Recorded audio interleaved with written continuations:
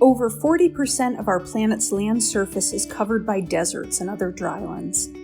When we think about deserts, we often think about them being empty and lifeless.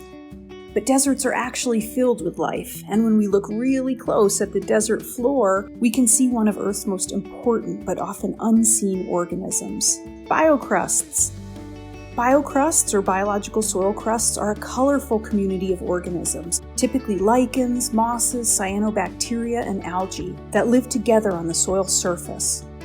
Biocrusts are found in desert ecosystems worldwide.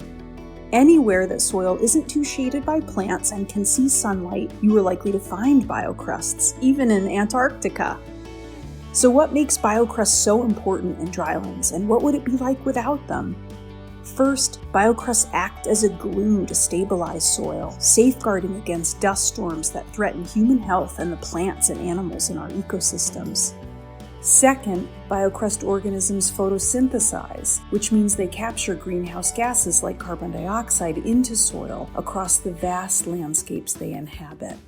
Third, biocrusts fix nitrogen, creating soil fertility and essential nutrients for plants and animals. Lastly, biocrusts act like a layer of sponges, retaining moisture in a place that highly depends on small amounts of rainwater and snow to sustain life. In all, biocrusts play an essential role in maintaining the diversity, productivity, and health of deserts, which sustain ecosystems, wildlife, people, and economies. Although biocrusts have been around for a long time, they are very sensitive to land disturbances. Disturbance caused by the trampling of soil from boots, hooves, tires, and development can decimate biocrust communities in mere seconds. Another important disturbance to biocrusts is climate change. Climate experiments conducted in the southwestern United States and in Spain suggest that warming temperatures can be lethal to biocrust communities, even with just 4 degrees Celsius of warming. If we lose diverse biocrust communities, we will see major impacts on soil stability, plant health, and wildlife across drylands. Scientists believe it can take hundreds to thousands of years for those communities to fully recover to their original composition and size. And in the face of climate change, their recovery is uncertain.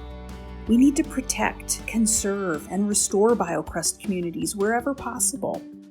One innovative approach led by scientists from the Nature Conservancy, the U.S. Geological Survey, and Northern Arizona University is climate-adapted biocrust restoration.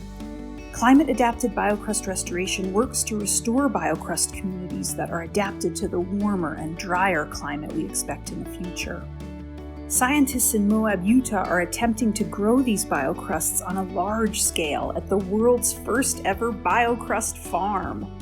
These carefully grown biocrusts are rolled up like a carpet and laid onto disturbed landscapes. The novel restoration techniques may provide a fantastic opportunity to recover biocrust communities around the world, even in the face of climate change. Restoring biocrust to degraded landscapes stabilizes soils, captures carbon dioxide, creates soil fertility, retains essential moisture, and restores biodiversity. You can do your part by staying on trails when recreating in the desert, contacting lawmakers to protect public land, and volunteering with a conservation organization like the Nature Conservancy. Next time you're in the desert, be sure to get down as close as you can to the ground and take a look at the soil. You'll see it's alive.